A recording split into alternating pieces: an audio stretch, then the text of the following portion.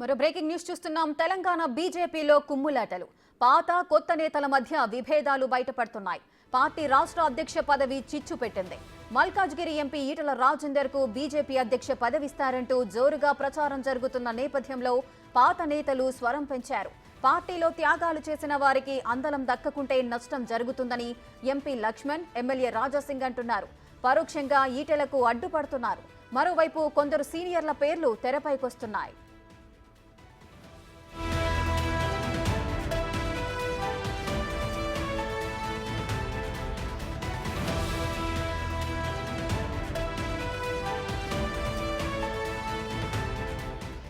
రెడ్డిగా బీజేపీలో కుమ్ములాటలైతే చెలరేగుతున్నాయి. పాత కొత్త నేతల మధ్య విభేదాలు కూడా బయటపడుతున్నాయి. ముఖ్యంగా పార్టీ రాష్ట్ర అధ్యక్ష పదవి గురించే ఈ రచ్చంతా జరుగుతోంది. అసలు ఏం జరుగుతోంది తెలంగాణ బీజేపీలో? దీనికి సంబంధించిన ఓవరాల్ అప్డేట్స్ మా input editor Pavan Kumar live లో అందిస్తారు. పవన్, మల్కాజ్గిరి ఎంపీ ఈటల రాజేందర్ కే బీజేపీ అధ్యక్ష పదవి ఇస్తారంటూ కూడా జోరుగా ప్రచారం జరుగుతోంది. ఈ ప్రచారంలో నిజమెంత ఉంది? వాస్తవానికి ఇటీవల జరిగిన పార్లమెంట్ ఎన్నికల్లో మొత్తం 8 మంది ఎంపీలుగా గెలిచారు. వారిలో ఇద్దరికి కేంద్ర మంత్రివర్గంలో చోటు దక్కింది. ఇటు ఈటెల రాజేందర్కి సైతం కేంద్ర మంత్రివర్గంలో చోటు దక్కుతుందని భావించినప్పటికీ ఆయనకు కేంద్ర మంత్రివర్గంలో చోటు దక్కలేదు.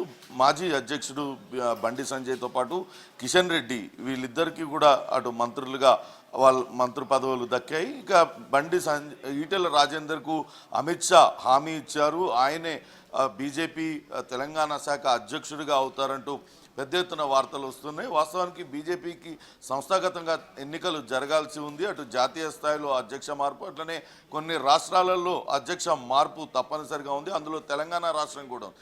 అయితే అటు ఈటెల రాజేందర్కు అధ్యక్ష పదవి ఇస్తారన్నప్పటి నుంచి కూడా పార్టీలో అంతర్గతంగా చర్చ మొదలైంది. మొదటగా రాజాసింగ్ దీనిపైన, గోషామహల్ ఎమ్మెల్యే రాజాసింగ్ దీనిపైన స్పందించారు.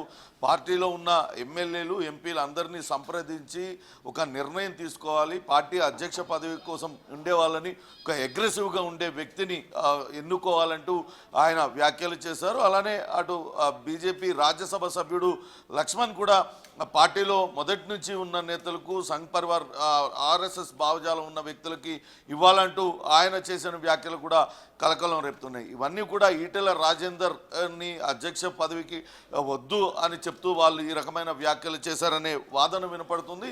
ఇక ఒకసారి పాత కొత్త నేతలు చూస్తే ఇప్పుడు బీజేపీ అధ్యక్ష పదవికి అనేక మంది పోటీ పడుతూ ఉన్నారు.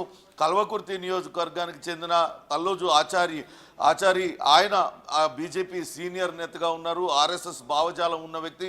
గతంలో అనేక సార్లు ఆయన పైన మావోయిస్టులు దాడులకు పాల్పడ్డారు. ఇటీవల జరిగిన గతంలో శాసనసభ ఎన్నికల్లో కేవలం డబల్ డిజిట్ ఓట్లతోనే ఆయన చల్లా వంశీధర్ రెడ్డి పైన ఓటమి పాలయ్యారు. మొదటి నుంచి కూడా పార్టీని అంటిపెట్టుకుని ఉన్నారు. ఇటీవల జాతీయ స్థాయిలో బీసీ కమిషన్ సభ్యునిగా ఆయనకు పదవి ఇచ్చారు. ఆయన కూడా పార్టీ అధ్యక్ష పదవిలో ఉన్నారు. అట్లనే కాసం వెంకటేశ్వర్లు ఆయన ఏబీవీపీలో విద్యార్థి విభాగం భారతీయ జనతా పార్టీకి ఏబీవీపీ సీనియర్ నేతగా ఉన్నారు. ప్రస్తుతం బీజేపీలో కొనసాగుతున్నారు. మొదటి నుంచి కూడా పార్టీ పటిష్టతకు పనిచేశారు. ఆయనతో పాటు ఖైరతాబాద్ మాజీ ఎమ్మెల్యే చింతల రామచంద్రారెడ్డి, అలానే మురళీధర్ రావు జాతీయ కార్యదర్శి మురళీధర్ రావుతో పాటు ఎన్వీఎస్ఎస్ ప్రభాకర్ ఉప్పల్ ఎమ్మెల్యేగా పనిచేశారు. ఆయనకు సంఘ్ పరివార్ ఆశీస్సులు ఉన్నట్టుగా చెప్తున్నారు.